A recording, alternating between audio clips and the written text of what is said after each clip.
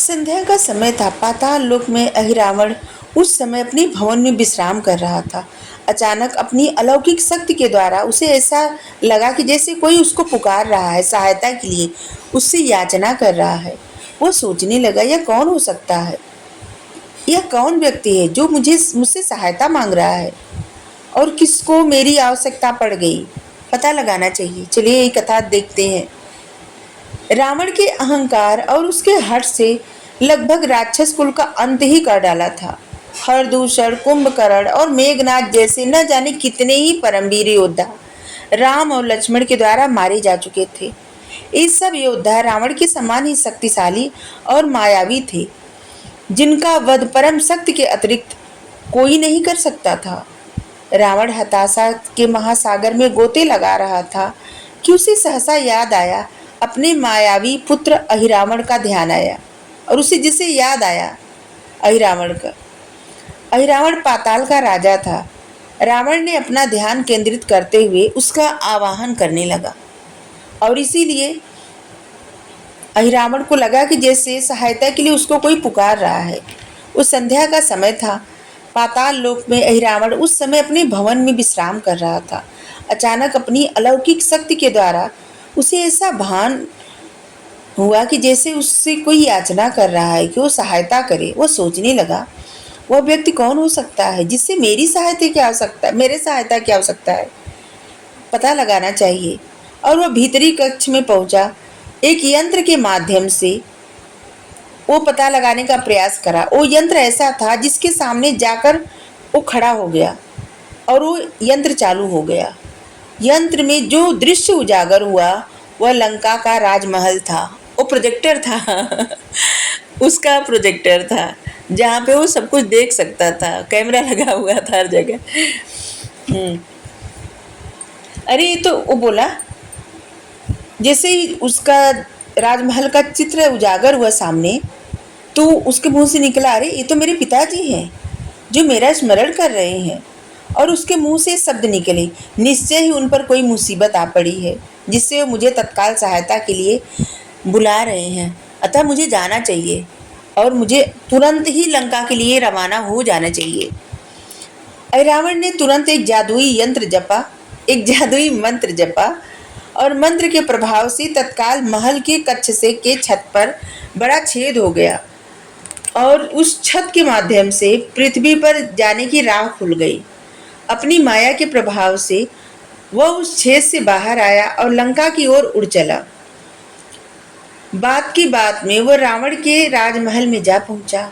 जब रावण के सम्मुख पहुंचकर उसने रावण को प्रणाम किया तो रावण के मुरझाए मुख पर हर्ष की लकीरें छा गई और रावण बहुत प्रसन्न हो गया और बोला, आ गए पुत्र, मैं जानता था तुम मुझे निराश नहीं करोगे।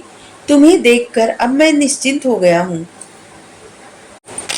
तब उसने पूछा, क्या बात है पिताजी, आप इतने घबराए क्यों हुए हैं? ऐसी क्या बात हो गई? पहले आराम से आप बैठ जाइए, फिर अपनी बातें बताइए, क्या बात है? तो रावण ने कहा, हे पुत्र, पहले तुम बैठो और फिर मैं सारी बातें तुमको बताता हूँ।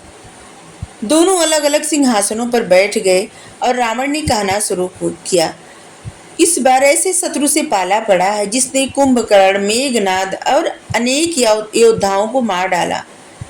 कुंभकर्ण और इंद्रजीत को भी यह सब कैसे हुआ?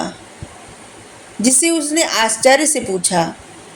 अहिरावण आश्चर्य से पूछा कि कुंभकर्ण और इंद्रजीत को भी, जिसने इंद्र को जीत लिया था, उस इंद्रजीत को कैसे कोई मार सकता है? और उसको इस बात का थोड़ा सा ना अजीब लगा, इतना बलशाली शत्रु कैसे पैदा हो गया पिताजी? अहिरावण ने चिंता में और उत्सुकता के मिले जुले भाव से रावण से प्रश्न किया कि ऐसा कौन हो सकता है जो कुंभकर्ण जैसे योद्धा को मार सकता है और इंद्रजीत, जिसने इंद्र को जीता था, उसको मार सकता है? ऐसा कौन है? इस पर रावण ने सुपर्णखा के नाक काटे जाने को लेकर के कुंभकर्ण और मेघनाद के वध तक की सारी बातें बता दी। फिर वो बोला, अब तो समझ गए न पुत्र कि मुझे तुम्हारी सहायता चाहिए, और क्यों चाहिए ये भी समझ गए। ये सब सुनकर उसको अब विश्वास हुआ। अहिरावण का मुंह खुला का खुला रह गया और उसको जैसे असंभव प्रतीत हो रहा था। अपनी पिता की बातों पर उसको विश्वास नहीं हो रहा था और वो सोच रहा था इसके पिता क्या कह रहे हैं। वो अपने पिता की बातों को अविश्वसनीय नज़र से देख रहा था और वो बोला, आप जो इंद्र आदि देवताओं को परास्त कर चुके हैं, एक निष्कासित राजकुमार और वानर दल से कैसे पराजित हो गए? वो दोनों भाई साधारण नहीं है पुत्र। रावण बोला, वो दोनों भाई साधारण नहीं है पुत्र। उनका पराक्रम देवताओं से भी बढ़ चढ़कर है। काश आपने मुझे पहले बुला लिया होता। रावण थोड़ा सा नाराजगी जताया रावण से कि मुझे पहले क्यों नहीं बुलाए। सभी को अगर मुझे पहले बुला लेते तो शायद मैं सभी को बचा सकता था, लेकिन सबको मारे जाने के बाद आप हमें पुकार रहे हैं, ये तो बहुत गलत है पिताजी। काश आपने मुझे पहले बुला लिया होता तो सभी लोग बच जाते। तो रावण बोला, जब जागो तभी सवेरा। अभी आ गए हो पुत्र ना, तो फिर कोई योजना बनाओ। फिर वो दोनों मिलके योजना बनाने लगे और उधर रामचंद्र जी के शिविर में विभीषण को ये चिंता सता रही थी कि पता नहीं रावण आगे क्या करने वाला है। उसने श्री राम से कहा, प्रभु, एक के बाद एक असफलताओं से रावण बौखला गया होगा। अब न जाने वो कौन सी चाल चलने वाला है। अगर आपको उचित लगे प्रभु, तो मैं उसकी चाल का पता लगा कर आऊं। तो भगवान कहें, अवश्य विभीषण जाइए और चाल का पता लगा करके आइए, जैसा तुम उचित समझो वैसा करो। रामचंद्र जी ने विभीषण से कहा। तो विभीषण ने एक चिड़िया का रूप धारण किया और सीधे रावण के राजमहल में जा पहुंचे। वहां जाकर उन्होंने देखा रावण और अहिरावण किसी योजना की रूपरेखा बनाने में व्यस्त थे। यह देखकर वह तुरंत वापस लौट पड़े और उन्होंने विचार किया कि श्री राम को तुरंत इस बात की सूचना देनी चाहिए। राम के पास जाकर के विभीषण ने अहिरावण के लंका आगमन की बात बताई और कहा, हे प्रभु, अहिरावण बहुत सूरवीर और चतुर है। उसके पास अनेक मायावी शक्तियां हैं, इसलिए अब हमें बेहद सावधान रहने की आवश्यकता है। क्या पता रात के कौन से पक्ष में वह अपनी माया से क्या कर डाले। ये तब की बात है, त्रेता युग की बात है कि जब वहाँ पे प्रोजेक्टर था, देख सकते थे, सब कुछ कर सकते थे। उनके पास यंत्र मंत्र की शक्ति सब कुछ थी।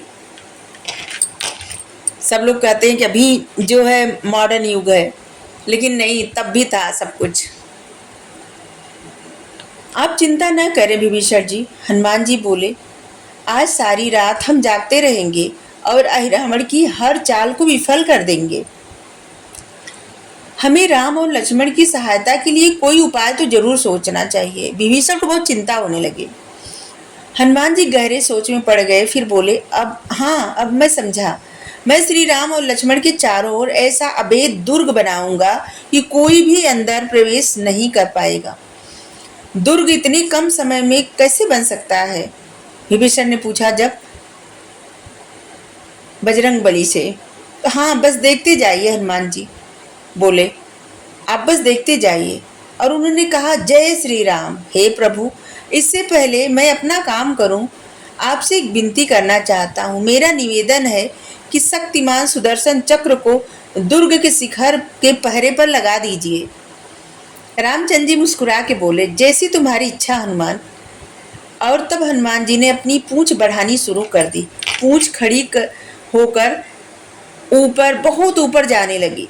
शीघ्र ही पूंछ 100 योजन लंबी होकर आकाश में बहुत ऊंचाई तक जा पहुंची। तब हनुमान जी ने वानर राज सुग्रीव से कहा, हे राजन, अब आप श्री राम को अपनी गोद में लेकर बैठ जाइए और इसी तरह अंगद लक्ष्मण जी की रक्षा करें। सॉरी। हनुमान जी के कहने के अनुसार सुग्रीव रामचंद्र जी को और अंगद लक्ष्मण जी को अपनी गोद में लेकर के बैठ गए। अब हनुमान जामवंत के सम्मुख होकर के बोले कि अब आप हमारी सेना तुम्हारे घेरे में बैठ जाए। और जामवंत भी ऐसा ही किए, घेरा बना लिए और उसी में सेना को बैठा लिए और सारी सेना उस घेरे में बैठ गई, जामवंत को घेर के। अब हनुमान जी ने दुर्ग बनाना आरंभ किया। शीघ्र ही उन्होंने अपनी पूंछ से एक गोलाकार दुर्ग तैयार किया बानर सेना दुर्ग की गोल दीवार के साथ सट कर बैठ गई। बीचों बीच राम, लक्ष्मण, अंगद और सुग्रीव बैठे।